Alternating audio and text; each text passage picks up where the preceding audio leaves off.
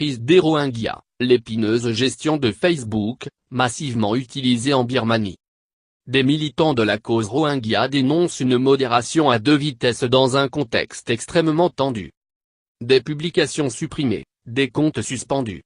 Plusieurs défenseurs de la cause des Rohingyas, minorité musulmane de Birmanie victime d'exactions et contraintes à un exode de masse, se plaignent depuis plusieurs semaines d'une modération à sens unique de leurs publications sur Facebook.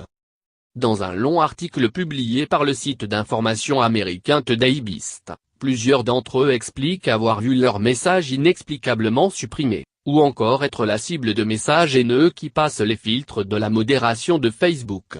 La plupart n'accusent pas Facebook directement de censure, mais affirment faire l'objet de campagnes concertées de signalements abusifs ou d'insultes sur le réseau social, et s'estiment victimes d'une modération à deux vitesses. De son côté, Facebook affirme se contenter d'appliquer les mêmes principes que dans tous les pays. N'importe qui peut signaler un contenu s'il estime qu'il viole nos règles. Peu importe combien de fois un message est signalé, il sera traité de la même manière. En réaction à ce qui se passe actuellement en Birmanie, nous prêtons une attention toute particulière à l'analyse des messages signalés dans le pays, écrit l'entreprise dans un communiqué. Facebook reconnaît que sa modération n'est pas parfaite et que ses équipes commettent des erreurs, et dit appliquer sa politique standard en matière de contenu choquant en Birmanie. Les images documentant des violences ou les dénonçant sont autorisées, pas celles en faisant l'apologie ou publiées uniquement dans le but de choquer. En Birmanie, Internet, c'est Facebook. La situation est devenue plus complexe encore à partir de fin août, lorsque le gouvernement birman a placé l'Arakan Rohingya Salvation Army, ARSA, une organisation de défense des Rohingyas accusée par Naypyidaw, capitale du pays depuis 2005, d'avoir commis plusieurs attentats et enlèvements, sur sa liste des groupes terroristes. À la même période, Facebook a également ajouté l'ARSA à sa liste des organisations dangereuses, interdites de publication sur le réseau social. Facebook affirme que sa décision n'est pas liée à une demande du gouvernement birman, mais à sa propre analyse et à l'application des règles internes du réseau qui prohibent les groupes violents.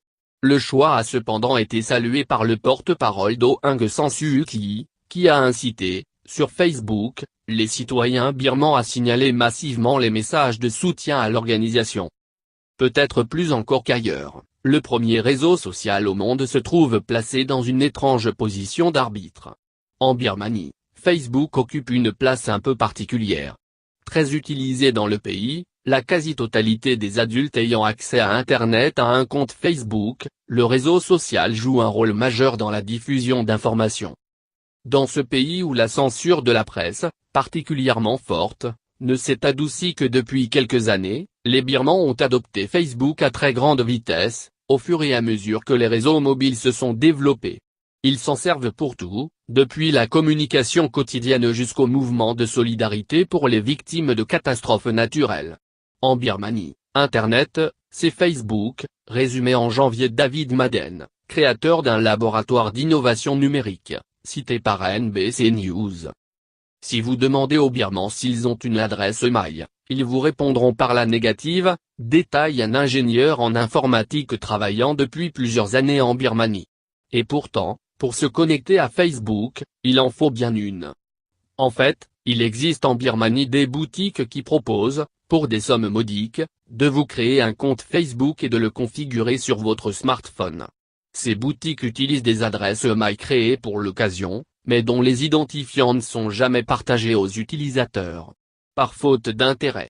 De manière étonnante, une bonne partie des très nombreux fournisseurs d'accès à Internet locaux ne disposent pas de site web, et sont uniquement présents sur Facebook. Sans surprise, et malgré une plus grande ouverture depuis 2012, le gouvernement birman garde donc un œil très attentif à ce qui se passe sur le réseau social. En 2014, une rumeur faisant état du viol d'une bouddhiste par un musulman à Mandalay s'était diffusée très rapidement sur Facebook, et avait provoqué des émeutes qui avaient fait plusieurs morts. Le réseau social avait alors été coupé durant le couvre-feu imposé par l'armée. Mais s'il était très lourdement censuré par la junte militaire avant 2011, comme la presse, le web ne fait plus aujourd'hui l'objet de blocages de masse. Techniquement, la situation de l'Internet en Birmanie est très saine. Il n'y a pas de grand firewall comme en Chine, ou de système d'écoute sophistiqué, détaille un bon connaisseur de l'infrastructure technique du pays. Internet en Birmanie est beaucoup plus libre qu'il ne peut l'être en Chine, ou même chez son voisin thaïlandais où une liste noire de sites bloqués est appliquée en permanence. Le rapport 2016 de l'ONG Freedom House notait que depuis la levée de la censure systématique des médias en 2012, les contenus politiques sur Internet semblent quasi universellement accessibles, et même les contenus comme la pornographie ne sont pas bloqués. Une dose de liberté qui n'est pas sans limite. Fin 2015 et début 2016, au moins 5 personnes ont été interpellées pour avoir publié des messages ou des photographies insultant ou se moquant d'élus ou de militaires. Mais alors que le pays reste tout en bas du classement de l'ONG Reporters sans frontières pour la liberté de la presse, à la 136e place, il ne fait plus partie depuis 2014 des pays classés comme ennemis d'Internet par l'organisation. Un contexte local très compliqué. Pour Facebook, les problèmes ne viennent donc pas tant d'un risque de blocage étatique que de la complexité du contexte local. La Birmanie a également été l'un des endroits où le réseau social a vu les limites de ses outils de modération semi-automatisés. Sur Facebook, les messages ne peuvent être supprimés que par des modérateurs humains, mais l'entreprise a recours à de nombreux outils d'analyse statistique et sémantique pour prioriser et classer les signalements qui lui parviennent.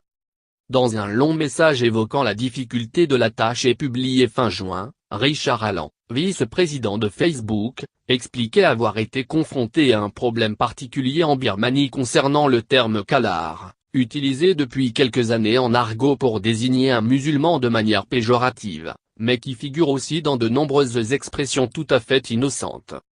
Nous avons regardé la manière dont l'utilisation de ce mot évoluait, et décidé que notre politique devait être de le supprimer uniquement lorsqu'il est utilisé pour attaquer une personne ou un groupe.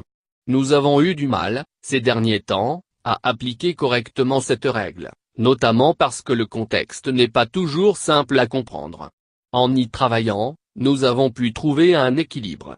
Mais cela reste un défi au long cours. Reste une autre critique de certains militants de la cause des Rohingyas à l'encontre de Facebook, beaucoup plus structurelle et portée également par d'autres groupes de défense de minorités dans le monde, sa politique du non réel, qui oblige à s'inscrire sur le réseau social sous sa véritable identité, les comptes sous pseudonyme pouvant être supprimés. L'un des militants interrogés par le Daibist, qui écrit sous le nom d'emprunt de Rahim, explique avoir vu plusieurs de ses comptes sous pseudonyme être supprimés par Facebook. J'écris principalement sur les Rohingyas, qui sont victimes d'épuration ethnique, et j'ai été surveillé de près par le gouvernement, affirme-t-il. J'ai trop peur pour utiliser mon véritable nom sur Facebook.